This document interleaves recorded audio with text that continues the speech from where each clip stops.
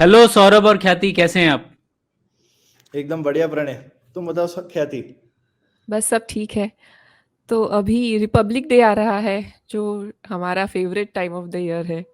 हाँ, बिल्कुल बिल्कुल। बिल्कुल। हाँ, आज रिपब्लिक डे है और जैसा कि हम लोग हमेशा करते हैं, गणतंत्र दिवस पर एक अलग एपिसोड होना चाहिए, क्योंकि हमेशा हम लोग ये बात करते हैं कि गणतंत्र और लोकतंत्र में फर्क होता है। उस फर्क को जानना जरूरी है। गणतंत्र दिवस को लोकतंत्र स्वतंत्रता दिवस जैसा मत मनाइए। तो ये इस पर चर्चा कई बार की है, लेकिन इस वर्ष ये गणतंत्र दिवस काफी प्रासंगिक है, क्योंकि इस बार बड़ी जद्दोजहद चल रही है, जो न्यायपालिका है और विधायिका है उसके बीच में। क्योंकि एक ये जंग चल रही है कि पार्लियामेंट सुप्रीम है या फिर सुप्रीम कोर्ट। और इसका बैकड्रॉप ये है कि एक 2019 में एक वो एनजेएसी बिल आया था, नेशनल जुडिशियल अपॉइंटमेंट कमीशन। मतलब बेसिकली जो न्यायपालिका और एग्जीक्यूटिव, सॉरी, विधायिका और एग्जीक्यूटिव है, उन्होंने बोला कि जो अपॉइंटमेंट्स होते हैं कोर्ट में, हाई कोर्ट और सुप्रीम कोर्ट में, उसे बदला जाना चाहिए और पार्लियामेंट को काफी बड़ा रोल अदा करना चाहिए इस मामले में।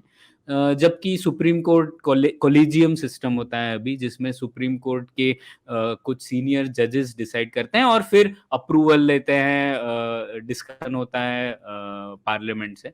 लेकिन अब वो सिस्टम बदलना चाहते थे, तो सुप्रीम कोर्ट ने उसे उस जो मूव था एनजेसी, उसको बोल दिया कि ये भारत का जो बुनियादी ढांचा है संविधान का, उसके विरुद्ध जाता है और इसीलिए उसे नहीं लाना चाहिए।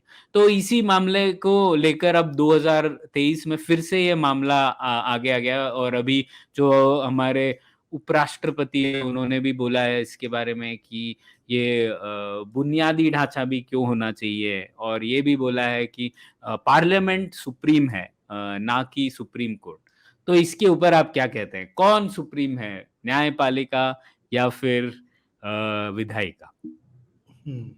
भाई सभी एक ही चीज सर्वोपरि है, वो है संविधान। ठीक हाँ। है। सुप्रीम हम्म। कोर्ट की पावर और पार्लियामेंट की पावर दोनों संविधान से आती हैं। दोनों हम्म। से संविधान नहीं आता है, संविधान से इन दोनों का जन्म संविधान से हुआ है और इन दोनों की पावर भी संविधान से आती है। लेकिन दोनों को संविधान पे टिप्पणी करने का, उसको इंटरप्रेट करने का हक भी है। तो सुप्रीम कोर्ट उसको इंटरप्रेट करता है और पार्लियामेंट को संविधान को तो एडिट करने का ही हक है। उसको तो उसमें वो ऊपर नीचे और इतने हम लोगों ने अमेंडमेंट्स करी भी हैं, तो वो अमेंडमेंट कर सकता है। तो इसमें वो बेसिक स्ट्रक्चर, जिसको ये मूल ढांचा कहते हैं, उसका भी बोलना चाहिए। ये अपने श्रोताओं के लिए और दर्शकों के लिए हम बता दें कि ये एक इंडियन इन्वेंशन है। ये पूरी हम्म। दुनिया में एक इंडियन जुडिशियल इनोवेशन है कि हम जो हैं अपने तो लोग कहते हैं इंडिया में इनोवेशन नहीं होता है ना, तो सुन लीजिए, देखिए क्या जबरदस्त इनोवेशन है जुडिशियल में भी और लीगल सिस्टम में भी। इंडिया में इनोवेशन है कि सुप्रीम कोर्ट ने कहा कि भाई आप ऐसे अमेंडमेंट नहीं कर सकते जिससे कि कॉन्स्टिट्यूशन का मूल स्वरूप ही बदल जाए। ठीक है। जो कि हम्म। मेरे ख्याल से आई मीन शायद हिंदुस्तान की परिस्थिति में ये शायद जरूरी रहा होगा। उन्होंने कुछ सोच समझ के किया होगा। 1970 की चीज है, पिछले 50 साल से चल रही है और उससे ऐसा नहीं है कि कुछ 50 साल में हमको कोई नुकसान हो गया या कुछ हुआ है। तो और काफी जगहों पे ऐसा दिखता भी है कि कभी कभी पॉलिटिशियंस की शॉर्ट साइटेडनेस वगैरह को कंट्रोल, एक तरीके का चेक एंड बैलेंस इस तरह से सुप्रीम कोर्ट ने दिया है। और सुप्रीम कोर्ट की काफी मान्यता भी है इसलिए पब्लिक के बीच में इस चीज को लेकर के। तो पर ये है तो इनोवेशन। तो क्या कहते हैं आप इसके बारे में प्रणय, ख्याति? ये इनोवेशन जबरदस्त इनोवेशन है, जीरो की तरह बाकी दुनिया भी अडॉप्ट करने वाली है, या ये बहुत ही हमारे संदर्भ की चीज है? हाँ, हम्म। वैसे ये कुछ कंट्रीज ने ये अडॉप्ट किया है, या एटलीस्ट वो भी उसको एक्नॉलेज करते हैं। और उसमें बांग्लादेश एक है जिसने फॉर्मली उसे अपने अच्छा। कॉन्स्टिट्यूशन में जोड़ा है। हाँ, तो ये है। हम्म। अ, मुझे इस पे ये थोड़ा सा डिस्कशन करना था कि ये जो हम एक प्रकार का टेंशन देख रहे हैं ना, और ये दो प्रकार की विचारधारा, मतलब दो प्रकार के मतों का मतभेद, हम्म। वो एक द्वंद्व है। तो उसमें हम बोल सकते हैं एक साइड ये है जो बोलती है कि कॉन्स्टिट्यूशन संविधान का पर्पस क्या होना चाहिए, प्राइमरी पर्पस ये होना चाहिए कि वो डेमोक्रेसी में अगर कोई भी एक्सेसेस हो जाए स्टेट के थ्रू तो उस पे एक प्रकार का वो लिमिट रखे कि जिससे कि बेसिक चीज़ें जैसे कि इंडिविजुअल फ्रीडम राइट्स वगैरह प्रोटेक्ट होने के लिए एक प्रकार का चेक है स्टेट के पावर पे। तो ये एक नज़रिया है संविधान के संविधान का क्या रोल होना चाहिए उसे देखने का। और इस प्रकार का जो अप्रोच है उसकी मॉरल फोर्स कहाँ से आती है? उसकी मॉरल फोर्स आती है हम कह सकते हैं कि रैशनैलिटी से, ये रीजनिंग से कि अगर हम रीजनिंग से सोचे तो हम सोच सकते हैं कि हर इंसान एक तरीके से सिमिलर है। हम रीजनिंग से ऐसा नहीं बोल सकते एक इंसान बड़ा है एक इंसान छोटा है, राइट? सो ये जो भी हमारे ह्यूमन राइट्स कहीं ना कहीं एक प्रकार के रीजनिंग बेस्ड थिंकिंग से आए हैं, तो वो उस तरीके का पक्ष रखने के लिए है। दूसरा जो मत है वो ये है कि संविधान इनेबलर भी है ना, क्योंकि पहले तो स्टेट का इतना रोल नहीं था, अब तो स्टेट का एक रोल है। स्टेट को अगर लोग परेशानी में है तो स्टेट को उसे बचाना है, वेलफेयर स्टेट भी होना है। तो सिर्फ उसका लिमिटिंग रोल नहीं है, इनेबलिंग भी रोल है संविधान का। और उसकी लेजिटिमेसी कहाँ से आती है? उस आर्ग्यूमेंट में वो बोलते हैं कि अगर देश में एक लेजिस्लेटिव प्रोसेस सही तरीके से हो तो वहाँ से किसको तो फिर हम कह सकते हैं कि वहाँ पे राजनीतिज्ञ के पास वो लेजिटिमेट पावर है कि जो लोगों के विल को जाने और उसको समझ के फिर उसके हिसाब से चीज़ें बदले, क्योंकि हर संविधान जैसे समय बदलेगा तो लॉज और नॉर्म्स और सब कुछ ही कभी ना कभी तो बदलेंगे ना, एकदम ही तो कुछ भी सेम नहीं रहने वाला है 100 साल के बाद। तो ये दोनों चीज़ें हैं और आई थिंक हर संविधान में दोनों के ही पार्ट्स होते हैं। ऐसा नहीं, कोई भी संविधान ऐसा नहीं होगा कि शायद एक ही चीज़ पे ज़्यादा फोकस एक दूसरे पे सब ज़्यादा कम हो सकता है, लेकिन दोनों चीज़ें कहीं ना कहीं आती है और इन दोनों का ये जो द्वंद है वो इंटरप्ले इन दोनों सोच का है कि क्या चेंज अगर करना है तो वो डेमोक्रेटिकली इलेक्टेड जो तुम्हारे रिप्रेजेंटेटिव्स है वो चेंज कर सकते हैं, कि अगर वो चेंज ऐसा करे जो आपके कॉन्स्टिट्यूशन में लिखे गए बेसिक राइट्स और बेसिक फाउंडिंग प्रिंसिपल्स के अगेंस्ट जा रहा है, तो फिर उसका काउंटर क्या होना चाहिए। तो ये दोनों का जिस तरह से मैं देखती हूँ इसको। तो इसमें देखिए कई सारे विषय पर उसके ऊपर चर्चा करते हैं। पहले तो ये गणतंत्र जो हम लोग बात कर रहे थे, अब गणतंत्र है इसका मतलब ही ये है कि ऐसा नहीं है कि आप मेजॉरिटी से हर चीज को डिसाइड कर सकते हैं, ठीक है? हाँ। वही तो मतलब है गणतंत्र का कि अगर 99.99 लोग भी किसी चीज से मानते हो और मानते हो कि शायद कोई चीज गलत है, लेकिन फिर भी कुछ ऐसी चीजें हैं जो वो नहीं कर सकते अगर इतनी मेजॉरिटी हो तो भी। और वही कॉन्स्टिट्यूशन बताता है कि ऐसा नहीं है कि आप किसी को 99% लोग मानते हैं कि इसको मार दो, तो आप नहीं मार सकते, क्योंकि आपके कुछ जैसा कि आपने बोला ख्याति, ह्यूमन राइट्स है, बेसिक राइट्स हैं, उसको आप रूल ऑफ लॉ के तर्ज पर ही आप कुछ एक्शन ले सकते हैं और उसके बिना नहीं ले सकते। तो ये तो मतलब ही है गणतंत्र का। और उसी गणतंत्र को स्वरूप देने के लिए एक संविधान बनाया जाता है। कई जगह पर लिखित होता है, कई जगह अलिखित होता है। लेकिन जैसा जो आपने बात कहा कि संविधान अचल है या नहीं, उसके ऊपर चर्चा करते हैं। तो जैसे आप देखें इसमें यूएस और भारत थोड़े अलग-अलग दिशा में जाते हैं। जैसे यूएस का जो संविधान है, उसमें क्या 250 साल में कुछ 30-32 ही संशोधन हुए हैं उसमें तो। तो वो एक एक्सट्रीम चीज़ है जहाँ पर वो लोग बोलते हैं कि जब जो चीज़ वहाँ पर लिखी थी उस टाइम पे, वो ज़्यादा अचल है, मतलब उसे ज़्यादा बदलाव नहीं कर सकते। लेकिन उसमें भी फिर कई चीज़ें आती है, जैसे जब अभी जो केस हुआ था वो रो वर्सेस वेड, उसे वापस रिवर्स किया गया था।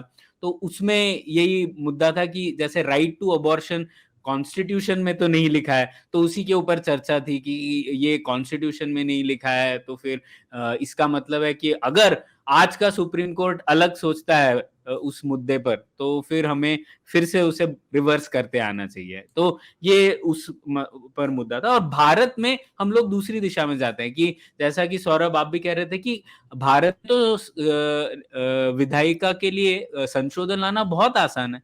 और कितने 100 से ज्यादा तो संशोधन लाए ही हैं। और इनफैक्ट अंबेडकर ने साफ साफ ये भी कहा था कि हर एक पीढ़ी एक अलग देश की तरह होती है। तो जिस तरह हम लोग किसी दूसरे देश पर अपनी मनमर्जी लागू नहीं कर सकते, उसी तरह हम लोग दूसरी पीढ़ी पर भी अपने विचार नहीं लागू कर सकते। तो इस सोच से उन्होंने ये किया था कि जो अमेंडमेंट्स है, जो संशोधन का प्रोसीजर है, वो काफी सिंपल है भारत में। तो एक्चुअली न्यायपालिका के पास ऑलरेडी एक अपर हैंड है, वो बदल सकता है बहुत सारी चीजें, और बदली भी है उन्होंने। तो लेकिन फिर शायद यही चीज थी कि कितनी बदले वो चीजें, और उस वजह से ये बुनियादी ढांचे वाले इनोवेशन आया। और कॉन्स्टिट्यूशन ने कहा, मतलब सुप्रीम कोर्ट ने 1973 में कहा कि कुछ ऐसी चीजें हैं जो इतनी बुनियादी हैं कि आप अगर उसको बदल दोगे तो आप गणतंत्र को ही बदल दोगे, शायद गणतंत्र ही नहीं रहेगा ये, और इसीलिए आप उसे नहीं बदल सकते।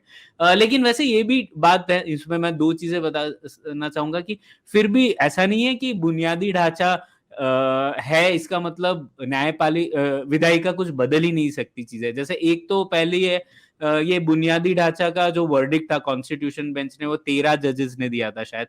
तो अगर आगे जाके कोई कॉन्स्टिट्यूशनल बेंच 15 लोगों की कॉन्स्टिट्यूशनल बेंच ये बताए कि ये बुनियादी ढांचा नहीं होना चाहिए, तो उसे बदला जा सकता है, ऐसा नहीं है। और दूसरा, ये एक हमारे दोस्त है बिभू पाणी, उन्होंने इसमें पोस्ट भी लिखा था। उन्होंने बोला था जैसे 1973 में बुनियादी ढांचा वाला वर्डिक्ट आया केशवानंद भारती केस में, लेकिन जो 44वां संशोधन था 1976 में, उसमें हम लोगों ने फंडामेंटल राइट टू प्रॉपर्टी को निकाल दिया। और आप देखें तो ये बेसिक स्ट्रक्चर के अगेंस्ट था, क्योंकि fundamental rights basic structure doctrine के अंतर्गत आती है। लेकिन फिर भी उसको किसी ने अपोज ही नहीं किया, उसकी जो संवैधानिकता है उसके ऊपर किसी ने अपोज नहीं किया। सुप्रीम कोर्ट ने सुओ मोटो केस भी नहीं लिया। तो शायद समाज ही इतना अलग सोचने लगा था 1970 तक कि हम लोगों ने बदल दी कुछ चीज जो कि बेसिक स्ट्रक्चर के अगेंस्ट थी, लेकिन फिर भी ठीक थी। आज तक वो चीज चल रही है। तो ऐसा नहीं है कि विधायिका के पास कोई ऑप्शन ही नहीं है। तो ये एक बात कहना चाहता। आप लोग क्या बोलते हैं इस पे? वैसे इसमें और भी जोड़ना चाहती हूँ कि अगर विधायिका चीज़ों को बदलना चाहे तो उनको कॉन्स्टिट्यूशन बदलने की भी ज़रूरत नहीं है। कुछ किए बिना ही काफ़ी बार, और ये भी आम्बेडकर के ही शब्द थे कि एडमिनिस्ट्रेटर फाइनली कैसा होगा उसी से डिफाइन हो पाएगा, कि जो अच्छा कॉन्स्टिट्यूशन भी अगर अच्छा एडमिनिस्ट्रेटर मतलब उस चीज़ को ठीक से फॉलो करने वाला ना हो, तो बिना कोई चेंज किए कॉन्स्टिट्यूशन की वो ऐसे ही बैठे-बैठे धज्जियाँ उड़ा देंगे और हो जाएगा।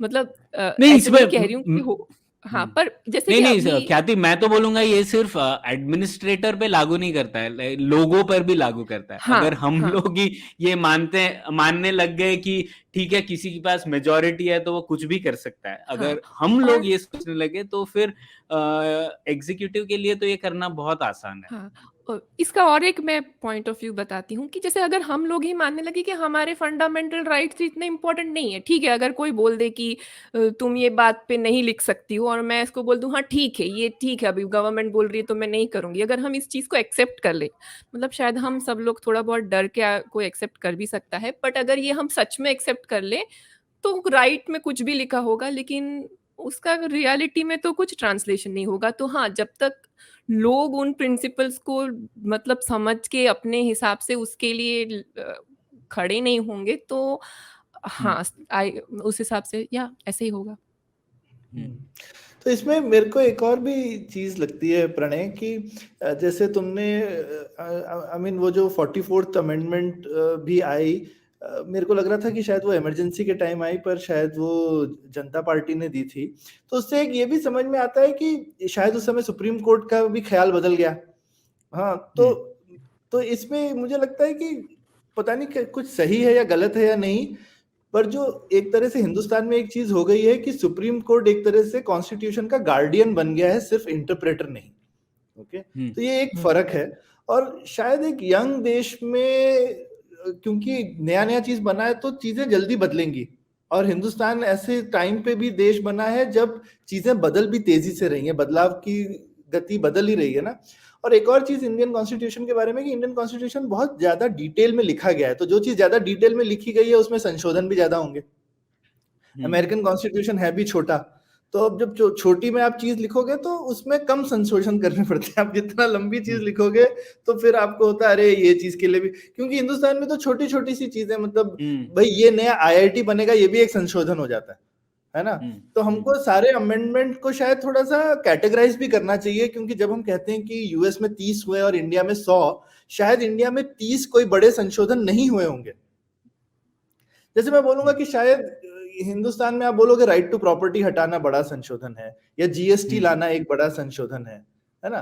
तो ये इस तरीके के संशोधन मैंने किया नहीं है, पर ये एनालिसिस करना चाहिए कि कौन से संशोधन ये ऐसे हैं कि कोई आपने एडमिनिस्ट्रेटिव चीज कॉन्स्टिट्यूशन में डाल दी और इसकी वजह से उसका संशोधन करना पड़ गया, ठीक है, या कौन सी ऐसी चीज है जिसको आपको इसीलिए संशोधन करना पड़ा क्योंकि वो सही में आप एक कॉन्स्टिट्यूशनल एंगल या राइट चेंज करना चाहते थे।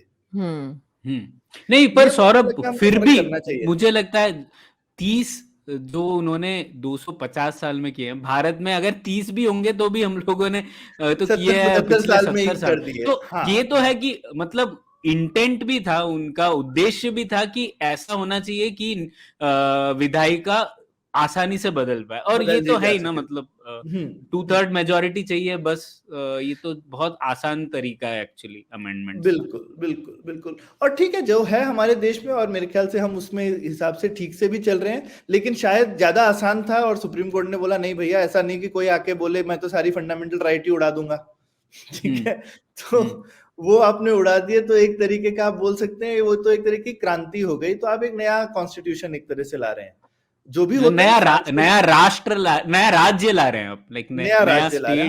हाँ बिल्कुल, नया संविधान आप बना रहे हैं। जैसे फ्रांस में कुछ 4th या 5th रिपब्लिक चल रही है ना फ्रेंच रेवोल्यूशन के बाद, तो वहां पे उन्होंने किया हुआ, फर्स्ट रिपब्लिक आई, सेकंड रिपब्लिक आई, थर्ड रिपब्लिक आई, अभी आई थिंक 4th या 5th कुछ रिपब्लिक चल रही है।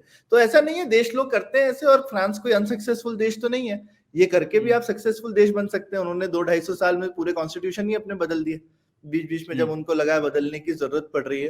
तो मुझे लगता है बदलाव से डरना नहीं चाहिए, लेकिन दूसरा चीज है कि बदलाव से हमको उस बड़े लेवल पे बदलाव सोच समझ के भी करने चाहिए, क्योंकि ये नहीं है कि इलेक्शन में कोई अचानक से जीत गया तो आप अपने पूरे देश का ढांचा बदल दें, फिर ये तो नहीं है कि हर 5 साल में फिर से बदल देंगे। तो जब तक कि एक इस चीज में थोड़ा सा मेरे को लगता है कि ब्रेक होने में कोई खराबी नहीं है, मैं तो इसके पक्ष में ही हूँ, ये ब्रेक होने के। तो क्या ब्रेक होने के मतलब थोड़ा सा क्लैरिफाई, तो आप मूल संविधान ढांचे के, वही मूल ढांचा जो है वो बहुत जल्दी नहीं बदल सकते। मुझे लगता है कि एक मूल ढांचा बहुत सोच समझ के किया गया है, और शायद उन लोगों को भी सोचना चाहिए था कि भाई इस तरीके से या तो कॉन्स्टिट्यूशन शायद छोटा रखना चाहिए था। तो यही शायद हमारे ट्रेड ऑफ्स हैं कि हमारा कॉन्स्टिट्यूशन छोटा नहीं है, तो आपने जब इतना डिटेल में किया है तो आपको आसान संशोधन भी देने पड़ेंगे और मूल ढांचे में बदलाव अलाउड भी हैं। तो भाई लेकिन कोई फर्क होना चाहिए ना कि आप कॉन्स्टिट्यूशन में कोई एक कॉमा या फुल स्टॉप चेंज कर रहे हैं वर्सेस कि आप कोई फंडामेंटल राइट को उड़ा दे रहे हैं, लेकिन दोनों का प्रोसीजर सेम है आज की डेट में। पर ये फिर लोगों के विवेक पे डिपेंड करता है कि आप उसको किस तरह से यूज करते हैं। मेरे ख्याल से ये माना जाता है कि भाई लोगों का विवेक जो है, जो आपके पार्लियामेंटेरियंस हैं उनके विवेक पे डिपेंड करता है। और फिर हम उसी चीज पे आते हैं, हम काफी बार डिस्कस करते हैं, आजकल पार्लियामेंटेरियंस का इतना विवेक तो है नहीं, क्योंकि आप विप जारी कीजिए, सब लोगों को आपके हिसाब से वोट देना पड़ेगा, तो एक 4 लोगों के विवेक के ऊपर आपका चीजें डिपेंड करती हैं। तो अगर आपके यहाँ पे 4 लोग ऐसे हों जिनका विवेक थोड़ा गुड़बड़ा गया हो, तो फिर तो आपके यहाँ पे काफी प्रॉब्लम आ सकती है ना। या तो कि सारे 500 विधायक और सांसद जो हैं उनको उनकी रजामंदी से कुछ हो रहा हो तो समझ में भी आता है, लेकिन ऐसा प्रैक्टिकली तो है नहीं हिंदुस्तान में। तो ये एक चीज है जो कि अंबेडकर जी ने तो नहीं सोची होगी कि भाई 1985 में या जब भी वो रिप्रेजेंटेशन का बिल आया हुआ है कि भाई अब विप जारी एंटी हुई तो आप डिफेक्शन। एंटी डिफेक्शन बिल आ जाएगा, तो उसके बाद में आप उसके खिलाफ वोटिंग नहीं कर सकते। तो ये कुछ कुछ ऐसी भी चीजें हुई हैं, लेकिन बेसिक स्ट्रक्चर डॉक्ट्रिन उससे पहले ही आ गया था, बट स्टिल क्योंकि शायद पार्टी पे इतना कमांड था लोगों का कि लोग अपनी पार्टी के हाई कमांड के खिलाफ जाते नहीं है। जबकि यूएस में आज भी जो सेनेटर्स होते हैं या आप बाकी जगहों पे भी देखिए, वो लोग सोचते हैं हम अपने लोगों को अकाउंटेबल हैं, हम अपने लीडरान को अकाउंटेबल नहीं है ना, जो आपको चुन के भेज रहे हैं। तो ये आई थिंक एक काफी फर्क है कि हमारे जो रिप्रेजेंटेटिव हैं उनको फीलिंग आनी चाहिए कि भाई मैं अपनी कॉन्स्टिट्यूएंसी को अकाउंटेबल हूँ। वहां पे तो आपके जो रिप्रेजेंटेटिव ने किसी विषय पे हाँ बोला या ना, इस चीज का भी वो लोग बकायदा ट्रैकिंग रखते हैं कि ये हमारा एमपी था, इन्होंने इस पे क्यों, आपने इस पे क्यों हाँ बोला या ऑपोजिशन ना किया। बोला। हाँ, और हमारे यहाँ तो कोई फर्क ही नहीं पड़ता क्योंकि आपको हाँ बोलना ही पड़ेगा अगर पार्टी ने बोला है तो। हाँ, तो अगर हम ऐसे सोचे कि अगर जैसे समाज में जैसे चेंजेस आएंगे वो नेचुरली नीचे से ऊपर आने चाहिए ना, मतलब आइडियल तो वही रहेगा कि लोगों के भावनाएं और विचार बदले समय के साथ, और वो उसके साथ पॉलिटिशियंस भी उसको समझे और फिर धीरे धीरे उसका चेंजेस एक्चुअली कॉन्स्टिट्यूशन में करे समझ के कि अभी चीजें ठीक है। पर आई थिंक हमारा वो लेजिस्लेटिव प्रोसेस भी थोड़ा गड़बड़ाया है उस हिसाब से, जैसे आपने समझाया, तो शायद वो भी ठीक नहीं कर रहा है। तो उस हिसाब से एटलीस्ट हमारी न्यायपालिका फिलहाल एक चेक्स एंड बैलेंस का काम कर रही है, और शायद पर उसी यही की होता है कि जब भी आप पैबंद लगाते हैं किसी चीज पे तो फिर वो अटपटा तो लगता ही है ना, मूल चीज को ठीक करना चाहिए हमको। हाँ। तो और पब्लिक में भी काफी एक्सेप्टेंस है इस चीज का, क्योंकि सबको लगता है पॉलिटिशियन तो बेकार के लोग हैं। हाँ। ठीक है, तो लगता है कोई एक स्ट्रांग लीडर आ जाए जो इन सब पॉलिटिशियन को कंट्रोल में कर ले, है ना भाई। ये बाकी जो सब चटर पटर पॉलिटिशियन है इनको तो हम पे भरोसा नहीं है, इन पे ये सब छोटे छोटे लोग हैं, इन लोगों को डिसीजन ना ही हो तो अच्छा है। लोगों के दिल में ये आती रहती है ना चीज, लेकिन वो भरोसा आप नहीं करेंगे लोगों पे तो फिर कैसे, तो उससे ये बड़ी बड़ी फिर प्रॉब्लम आ जाती है। और दूसरी साइड हम न्यायपालिका के और भी ज्यादा देखते रहते हैं कि अभी न्यायपालिका हमारे लिए ये बदलाव लाएगी, और हमें ये बदलाव मांगना चाहिए हमारे एमपी के पास ना, एक तरीके से, मतलब ये सही होगा ना पॉलिटिकल प्रोसेस के एंगल से कि ठीक है, अगर मैं चीज़ों में बिलीव करती हूँ तो हमें उनके पास ज़्यादा अकाउंटेबिलिटी मांगनी चाहिए कि आप ऐसा नहीं कर सकते हो, या हमारे आप संविधान के अगेंस्ट इस प्रकार की चीज़ें नहीं कर सकते हो। हमें लगता है कि अगर हम न्यायपालिका के पास चली जाए, न्यायपालिका एक अच्छा progressive liberal point of view दे देगा, और इससे शायद थोड़े टाइम के लिए वो चुप बैठेंगे या नहीं बैठेंगे पता नहीं, पर कुछ तो होगा, ऐसे करके हम बहुत ही आशा के साथ देखते हैं। लेकिन जैसे प्रणय ने अभी बताया रो वर्सेस वेड का राइट, कि अबॉर्शन वहाँ पे 1970s में उन्होंने उसको एज अ राइट दे दिया था जब वहाँ की लोग रेडी नहीं थे, और आज ज़्यादातर जनता एक्चुअली शायद रेडी होगी उसके लिए कि हाँ, मोस्ट ऑफ द लोग शायद अबॉर्शन को एक्सेप्ट करते हैं, लेकिन एक छोटा सेगमेंट अभी उसको, क्योंकि उन्होंने उनकी न्यायपालिका को कैप्चर कर लिया है, तो वो लोग एक ऐसा लॉ पास एक ऐसा जजमेंट पास कर पाए जिसने उनके 3 दशकों के चेंज को रिवर्ट कर दिया है। अभी तो अभी वो सोच रहे हैं कि अब हम, मतलब अभी वो सोच रहे हैं कि हमें वापस वो डिबेट शुरू करनी चाहिए कि लोग मांगे कि नहीं, मुझे अबॉर्शन का राइट चाहिए, राइट। अगर जब लोग मांगेंगे तो वो आएगा। तो आई थिंक हाँ, तो ये बताता है दूसरी साइड का कौन, कि अगर हम हर चीज सिर्फ न्यायपालिका के पास एक्सपेक्ट करें और हम ये पॉलिटिकल प्रोसेस को ध्यान ना दे, तो जो आज हमारे लिए प्रोग्रेसिव न्यायपालिका हो सकती है, कल वो बदल भी सकती है, कल चेंज भी हो सकता है उसका स्वरूप, और फिर वो जो कल करेगी वो शायद हमें पसंद ना भी आ सकता हो। बिल्कुल।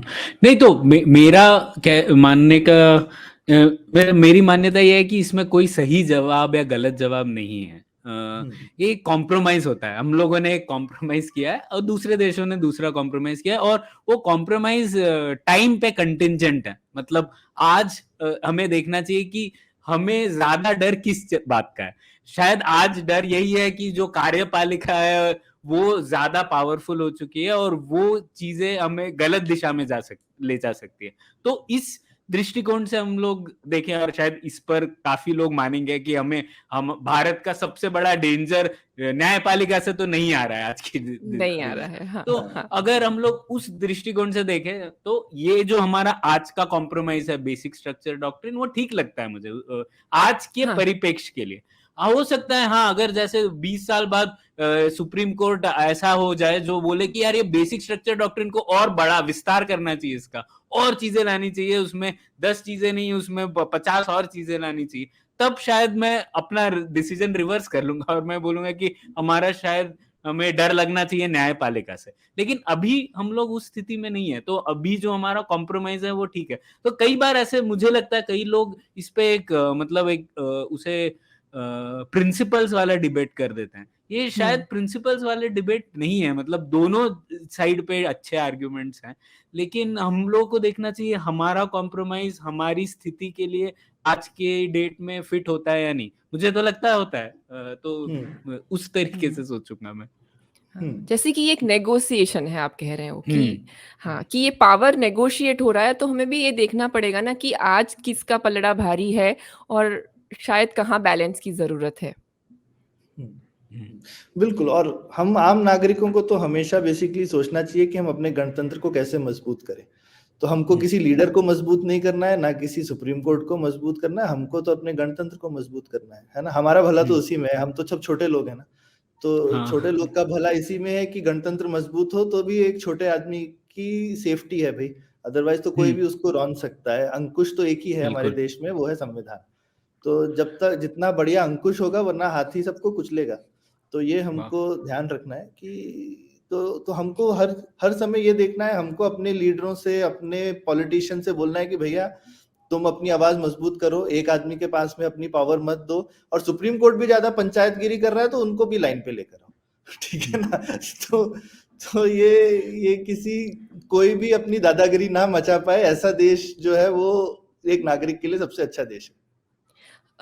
मैं वैसे एक चीज़ और ऐड करना चाहती थी कि फिलहाल इज़राइल में भी एक प्रकार का इसी प्रकार का एक टेंशन चल रहा है कि वहाँ की न्यायपालिका और वहाँ की विधायिका के बीच में, और वहाँ की विधायिका कोशिश कर रही है कि वो चेंज करे कि